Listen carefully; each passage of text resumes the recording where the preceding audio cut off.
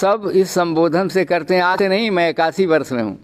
मिठका गांव, रंडिन का गांव, भणुवन का गांव, यह उपाधि है मेरे गांव की कि जितने मेरे गांव के सवर्ण लोग हैं, भूमिहार, ब्राह्मण, ऐसे लोग, ये इतने स्तर के बेईमान हैं कि चाहते ही नहीं कि पेशा खत्म हो। ये मैं बोल रहा हूँ। और तमाम मीडिया के लोग यह कभी नृत्य इनका देखने गए हैं? कभी नहीं, कभी नहीं, कभी नहीं गए। हाँ, मैं विधानसभा चुनाव लड़ रहा था तो भी, लेकिन मुझसे मिलते सब रहते हैं। अच्छा अच्छा। और पीड़ा से मैं व्यक्तिगत रूप से अवगत हूँ कि यह शरीर व्यापार मेरी बहनों का बंद हो गया तो मेरा कफन शुद्ध होगा। मेरी पीड़ा समझ लीजिए जाए कि बहन, देवी माता, तुम क्यों इस व्यवसाय में शौक करना चाहती हो? शासन कुछ मदद करे, इनकी व्यवस्था करे। ये जो एक पक्ष आंदोलनरत हैं, नौजवान बच्चे, या दो पक्ष बन गया है। हो सकता है मुकदमेबाजी हो सकता है वहाँ कुछ बलवा लोग करा दें, क्योंकि जितने सामंत और शरारती लोग हैं वो ज़्यादा सक्रिय रहते हैं। और बहुत सम्मानित लोग अगल बगल के भूमिहार, राजपूत, पठानों का गांव है, ये सब के सब मिले हुए हैं, जितने भूमिहार, राजपूत, पठान हैं, कि ये कार्य चलता रहे बसका में। तो नमस्कार दर्शकों, इस वक्त मैं उत्तर प्रदेश के गाजीपुर जिले के बसुका गांव में हैं। इस वक्त हम लोग यहां पर आए हुए हैं, दो पत्रकार साथी हैं, और यहां आने का मकसद है यहां की जो है इतिहास के बारे में आपको बताना। और इस वक्त पूरे उत्तर प्रदेश से लेकर पूरे हिंदुस्तान में आखिर क्यों चर्चित है बसुका गांव, और बसुका गांव को लेकर जो चीज़ें इस वक्त खबरों में आ रही हैं उनकी क्या हकीकत है, उनकी क्या सच्चाई है। क्या जिस तरह की खबरें ये आ रही हैं कि गांव के लोग विरोध कर रहे हैं, यहाँ पर जो मुजरा करने वाली हैं, जो नृत्य करने वाली हैं, उनका, और उनके ऊपर आरोप ये लगा रहे हैं कि ये मुजरा की आड़ में, नृत्य की आड़ में ये देह व्यापार करती हैं। आइए, हमारे साथ बहुत ही वरिष्ठ व्यक्ति हैं, यहाँ के बहुत ही सम्मानित व्यक्ति हैं। 1980 में ये चुनाव भी लड़ चुके हैं भाजपा की तरफ से, विधायकी का, और वकील भी हैं, रह चुके हैं। और ये आपको बता दें कि इनको काफ़ी ज़्यादा नॉलेज है इस गांव के बारे में कि कब से ये स्टार्ट हुआ था, समझ रहे हैं, और इसमें आखिर गलतियां किसकी हैं, ये सब बताएंगे। शुभ नाम आपका क्या है? शुरू करें? भाई, मुझे इस बारे में कहना है कि हिंदुस्तान भर के मीडिया के भीतर मेरा गांव चल रहा है। मेरे लिए ये पीड़ा का सवाल है, और मैं व्यक्तिगत रूप से अपनी जन्मभूमि के इस कलंक के बारे में कुछ स्पष्ट कहना चाहता हूँ। एक तो यहाँ यह कार्य गरीब लोगों के बीच आज तक शरीर व्यापार के रूप में चलता रहा। इसके लिए इसकी जिम्मेदारी रखी जाए तो हमारे पूर्वजों के ऊपर है। मैं जाति से भूमिहार ब्राह्मण हूँ। हमारे पूर्वजों का गंदगी का मैला ढोते ढोते नाक की खुशबू, बदबू की पहचान भी खत्म हो गई थी, ऐसा मेरा मानना है। और आज भी इस घटना के पक्ष और विपक्ष में हम जाएं तो हम ही लोग जिम्मेदार हैं। काल कारण से, जब से ग्राम पंचायत बनी उससे पहले से यहाँ इन लोगों का इतिहास ये है कि हमारे ही पुरखों के साथ रहने वाले लोग हैं, और इनका मुख्य पेशा पहलवानी से लेकर और युबानी कला तक था। लेकिन इस व्यवसाय के दो खंड हैं। जमींदारी टूटने से पहले गांव में बसे हुए जमींदार और सामंतों की भूख, और जमींदारी टूटने के बाद जितने ठेकेदार, बदमाश, गुंडे ऐसे पैदा हुए हैं उनका। अब यह व्यवसाय चलता रहा, चलता रहना चाहिए, इसके लिए बहुत सारा प्रपंच महीनों से मैं सुन रहा हूँ। लेकिन मुझे क्षमा करेंगे तमाम आप माध्यम के लोग कि तह तक नहीं गए। मैं तो कहूँगा जिला प्रशासन से और पूरी सरकार से कि एक बार जितनी मेरी बहनें और माताएं, यह मूलतः वेश्यावृत्ति उन्मूलन का विषय रखा है। आज मेरे ग्राम पंचायत का अध्यक्ष जो बालक है वो भी इसी रास्ते से आता है। इसकी भी माता मैं डॉट डॉट में छोड़ देता हूँ, सम्मान का सवाल है। लेकिन मेरा गांव है तो सम्मिलित यह कलंक का विषय है।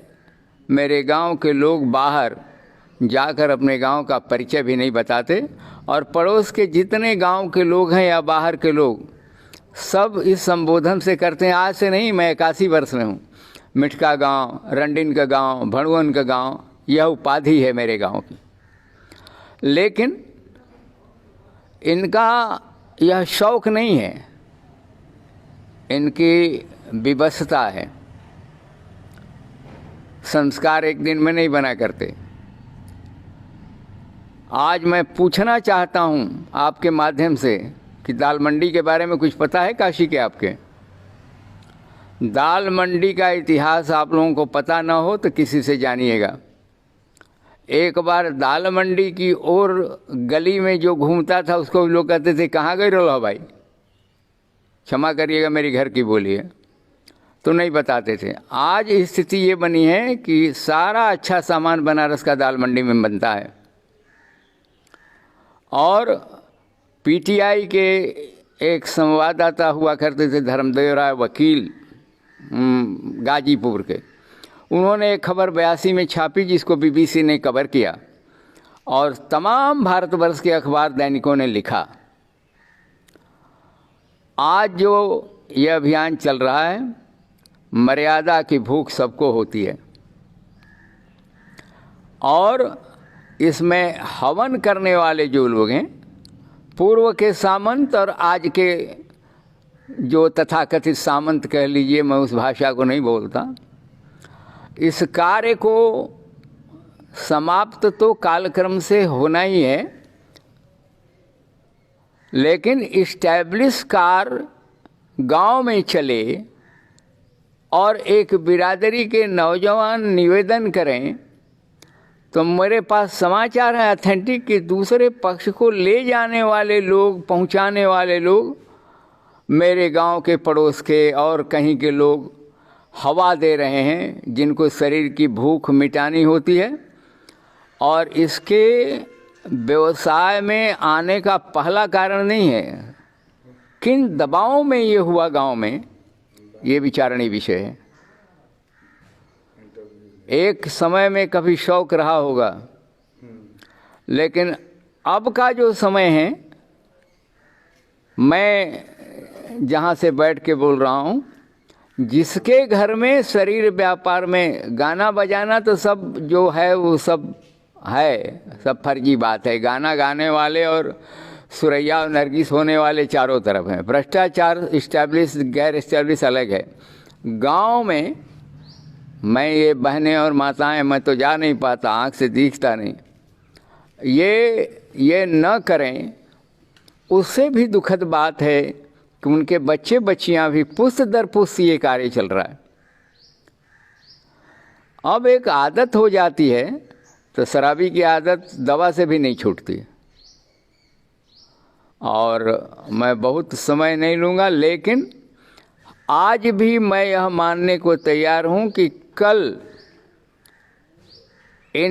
इस पक्ष के लोग जो इस आंदोलन को खड़े किए हैं, इन नौजवानों को, इन प्रधानों को मैं नमस्कार करना चाहता हूं, और आपके मीडिया के माध्यम से ये कहना चाहता हूं कि पहले इन्हीं को जो व्यवसाय में हैं उनसे पूछिए कि तुम्हारे शरीर के रोए पर कर्जे कितने हैं और तुम्हारे यहाँ आने वाले लोग कौन हैं।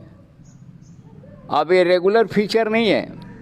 जितने 2 नंबर के कमाने वाले उत्तर प्रदेश बिहार के सीमावर्ती गुंडे और बदमाश आते हैं, पहले जमींदार लोग आते थे तो ले जाते आते थे, अब ये सीना तो तान कर राइफल टांगे आते।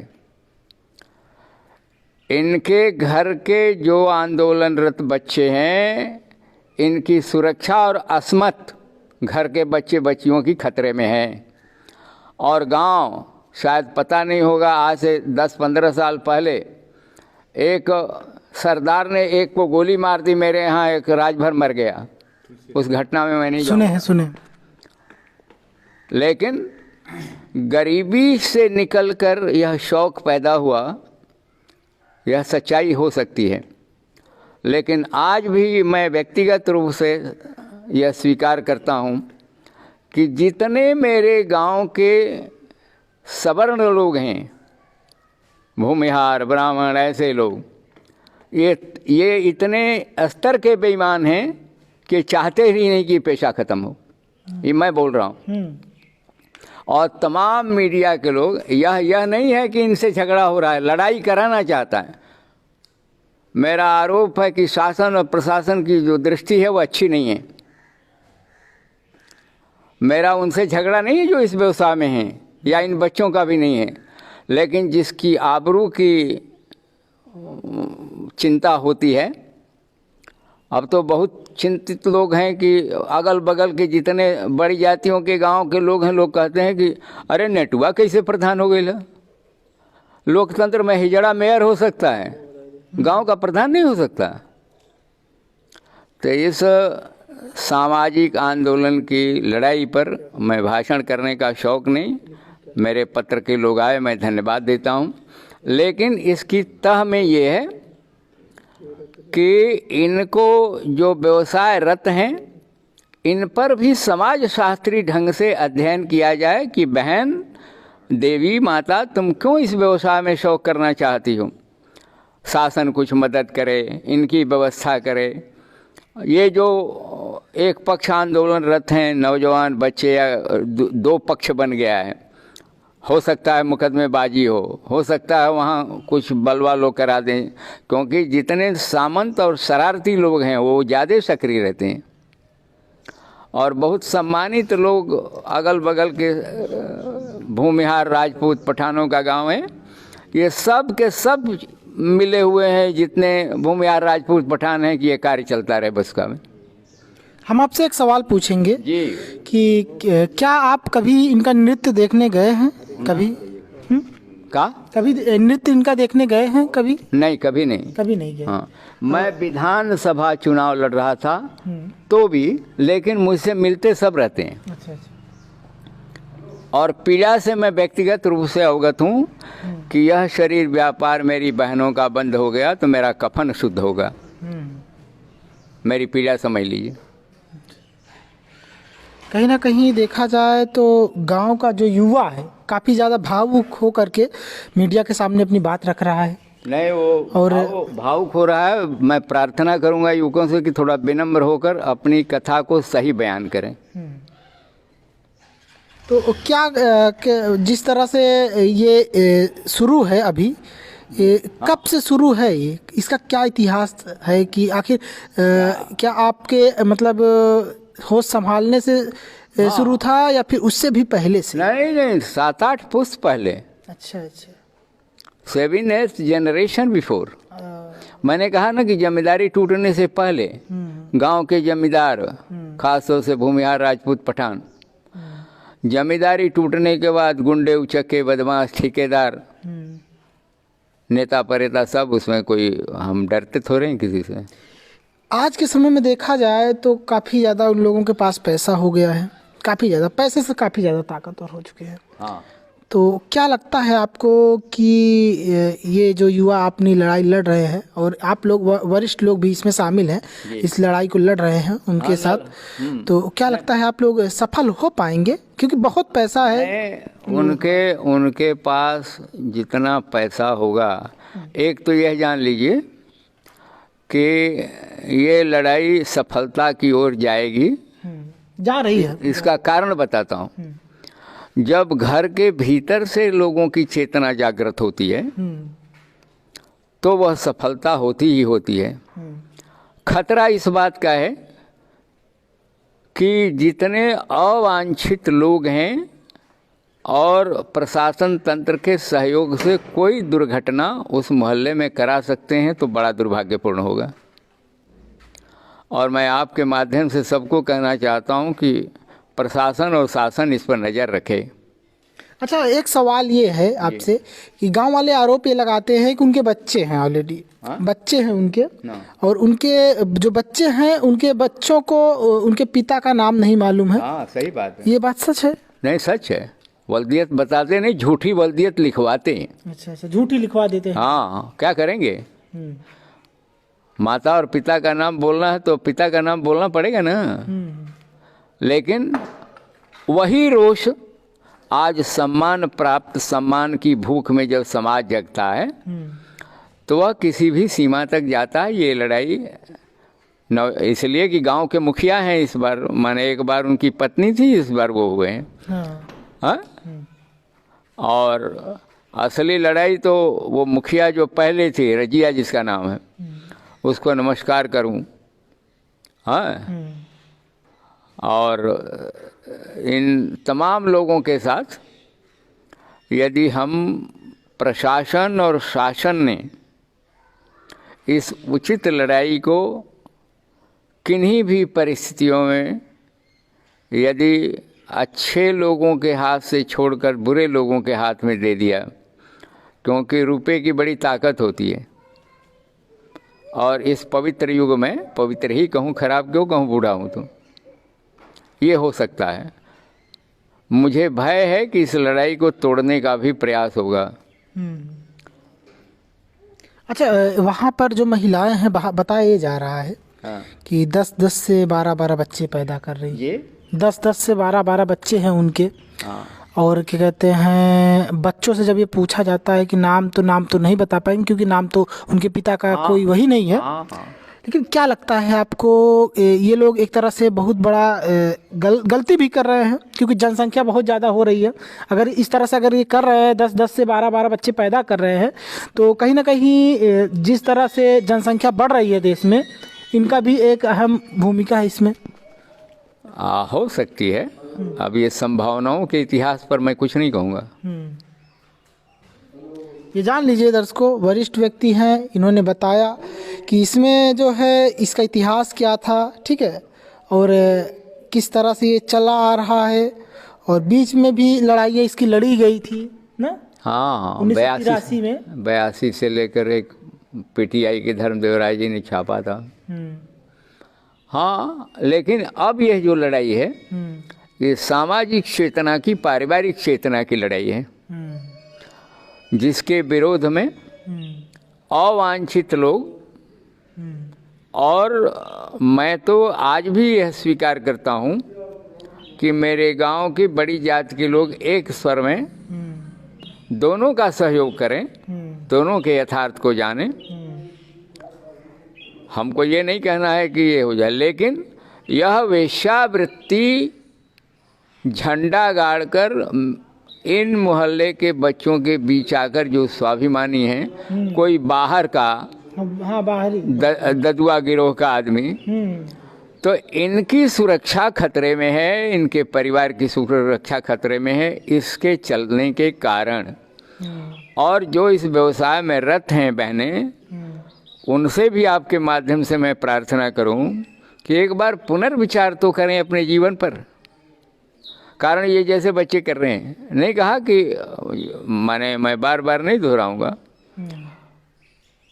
और यह लड़ाई सामाजिक आंदोलन की लड़ाई है, और इतनी पवित्र लड़ाई है, मैं कुछ कर नहीं पाता, लेकिन बैठे बैठे आशीर्वाद जरूर देता हूँ। लेकिन मुझे एक बात का भय जरूर है कि जितने बुरे लोग हैं, बुरे प्रकार के लोग हैं, और यह क्षेत्र बहुत, माने कहूँगा तो आप आश्चर्य करेंगे, लोग भी बुरा मानेंगे, आप मीडिया के हैं, हर बिरादरी का जो अगुआ और बड़ा नेता है 80-90% वो चरित्रहीन है। इस पूरे इलाके की बात कहता हूँ, नाम नहीं रखूँगा। तो सुना आपने इनको, और इनका कहना ये है कि कहते हैं जो भी इसमें चल रहा है, इसमें हमारे अपनों का भी दोष है, पूर्वजों का भी दोष है, और जो अभी माहौल जो बन चुका है इसका, ऐसा लग रहा है कि शायद इनकी जीत हो और आने वाले समय में बसुका नाम गर्व से शायद इस गांव के जो युवा हैं, जो आने वाले भविष्य हैं इस गांव के, वो ले पाएँ। तो आप देख रहे थे फ्रीडम न्यूज़ इंडिया पर बसुका गांव की रिपोर्ट। बहुत बहुत धन्यवाद।